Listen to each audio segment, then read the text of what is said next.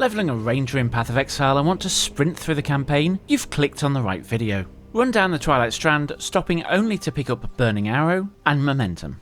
We'll use these skills linked together to take down Hillock. Just kite him until dead. Once he's down, into town, head over to Tarkleet for the quest reward of Caustic Arrow. Our next two link will be Caustic Arrow and Momentum. Check Tarkleet's wares for green links or runner's boots. Head out of town into the coast and we're going to run left to right to the exit. You don't need to kill anything in here, but you do want to grab the waypoint as you pass it. Once you get to the exits at the end, we're going to go into the mudflats.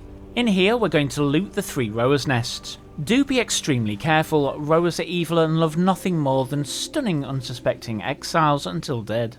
Once we have the 3 shells from the nest, we're going to head to the right of the arena and find the exit to the submerged passage. Touch the shells on the wall and head straight in. In here, grab the waypoint and take it straight back to the coast. Head down into the tidal islands and we're going to run around the left hand side. If you reach a ramp, you want to head back and go round to the right.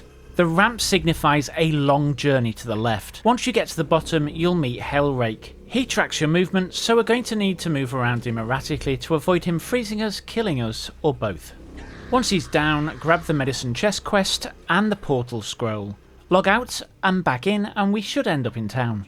Over to Tarkleet again, and he's got 2 rewards for us this time. We're going to go for Ballista Totem and Dash. Over to Nessa and grab the Quicksilver Flask for the first reward and Pierce for the second. Our first 3 link will be Caustic Arrow, Momentum and Pierce. If you don't have a 3 link yet, go Caustic Arrow and Pierce. Take the waypoint back to the submerged passage. We will be doing a gem swap towards the end of Act 1. But until then, our skill rotation is as follows. We're going to drop our Ballista Totems against enemies to distract them while we kill them with Caustic Arrow. You can drop up to 3 Ballista Totems and they do a reasonable amount of damage. Find the bridge stroke stairs thing and we're going to drop a portal on it. We're then going to head onwards to the ledge and pass straight through it to the climb. Head right and grab the waypoint. If there's a big open space below the waypoint, then go down, else up. Locate the cliff with the wheeled skeletons on poles, head past the green skeleton and don't stop running till you reach the lower prison. Take the waypoint back to town, go through the portal to the submerged passage and head downwards to the flooded depths. In the unlikely event you don't find it down, head up. Kill the dweller and once she's down, grab the essence and log back to town. Talk to Tarkleet for the skill points book. Head over to Nessa and pick up Void Manipulation for the quest reward. We're going to swap out Momentum for Void Manipulation, but keep Momentum to hand for later. Our 3 link, Caustic Arrow, Pierce, Void Manipulation. If you still have normal boots, then use the essence on them to try and get a movement roll. If you're lucky enough to already have runners, then upgrade your weapon with it instead. If you don't have at least a large mana flask, buy one from Nessa. Take the waypoint back to the lower prison and work your way through to the upper prison. In here, keep an eye out for the hidden room with a chest in it. You'll see this on the minimap. The chest has a chance to drop Quicksilver Flasks, which are very useful early. If this isn't upgraded already, then use a piece of currency on it if you've got one. Finally, head to the Warden's chamber. Follow the blood trails on the floor until you come face to face with Brutus. Lay as much damage on him as possible while avoiding his slams. Try to stand behind him throughout the fight if you can. Don't forget that Dash can help you do this. Once he's down, log back to town. Tarkleet has a reward waiting for us and we're going to grab Precision. This is an aura that you just switch on, it reserves your mana and gives you accuracy and critical strike chance. Over to Nessa and buy Withering Step. This skill causes enemies around us to gain Wither. This causes them to take more chaos damage and therefore they take more damage from the arrow. Take the waypoint to Prisoner's Gate, run down the side with the cliff and take the offshoot. Find the second offshoot and head out to the ship graveyard. Grab the waypoint, this is normally near the entrance, then find the overturned boat and drop a portal at it. Now find the entrance to the Cavern of Wrath. This is normally diagonally opposite to the entrance to this area. Once inside, take the waypoint back to town and use the portal. Enter the cave under the boat and find the quest marker. Touch it to release the All Flame.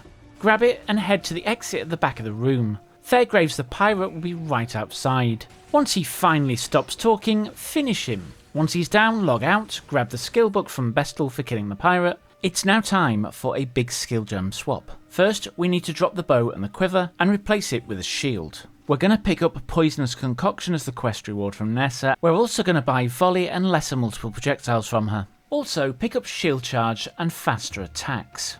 We now have 2 new 3 links. Our first is for movement. It's going to be Shield Charge, faster attacks and Momentum. Our second is our main damage skill link, and this is going to be Poisonous Concoction, Volley, and lesser multiple projectiles. We can now drop Shrapnel Ballista, Caustic Arrow, Pierce, and Void Manipulation. We have no further use for these throughout levelling. We're about to kill the end of Act 1 boss, and she does a lot of cold damage. You might want to get some cold resist rings. To do this, we can take an iron ring and sell it with a blue gem to a vendor. Grab the waypoint back to the Cavern of Wrath and head through to the Cavern of Anger. You may be asking why we're keeping dash along with shield charge. Shield charge is much quicker because it doesn't have a cooldown, but it can't jump over ledges. That's why we keep dash to jump over ledges still. Do note that Poisonous Concoction does not use a weapon. If you equip one, Poisonous Concoction will stop working. If the skill suddenly stops working, check your main hand and remove the weapon. Poisonous Concoction scales like a spell, so you don't need to keep your weapon up to date like any other attack character, saving you money and time during the campaign. It also does a ton of damage. It will consume life flasks to get even more damage. You must be careful early until we counter this properly on the tree, because you can run out of life flash charges. In here we're looking for the exit, but be extremely careful. Avoid running into the red squids. They explode on contact and will kill you. It's been the cause of my death far too often. Once you find Mavail's lair, head inside. This boss fight is split into two parts. Once you kill her as a lady, she will die, and then she'll come back as a sea monster. In her second incarnation, she'll have a lot of ads that you can use for gaining flash charges. Some of these do include the red exploded squids from the previous area, so do be a little bit cautious. There's quite a bit going on in this fight. There's arena effects, and she throws grenades, and in her second phase she'll have like an area of effect around her. Once you do manage to finish her, exit the lair to the southern forest, run up the wall to the right, and exit to the Act 2 town. Congratulations, you've made it through Act 1. I've shown you the ropes, where to go, what to grab, how to survive. From here on, I'm calling out gems, tree priorities, boss strategies, and anything important you should watch out for.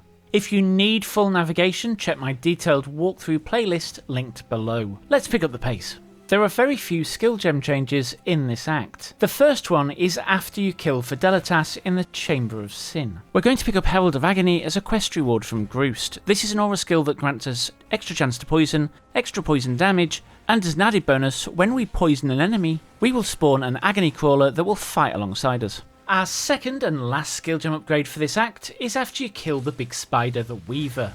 And we're going to pick up Vicious Projectiles from Silk, and we're going to link this to our agony crawler. This will increase the mana it reserves, but give it far more damage. In this act you'll come across 3 bandits. You can either kill all of them for an extra skill point, or you can help one of them for a specific bonus. For League Star, I always suggest you help Alira for the 15% all res, it's really powerful. Now that you've done these, you should be close to the end of Act 2 and the end of Act 2 boss, the Val Oversoul.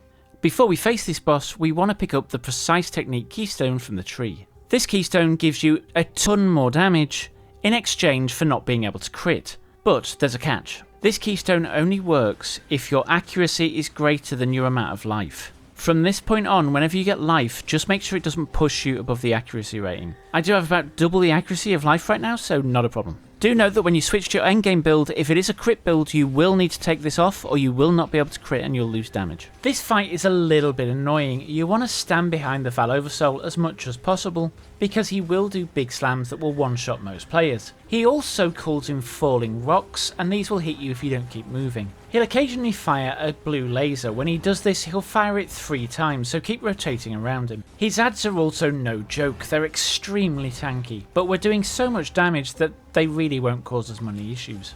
Once he's down, log to Act 2 town, sell any crap, and then take the waypoint to Act 3. Our first skill gem in Act 3 comes after we kill Piety for the first time in the crematorium.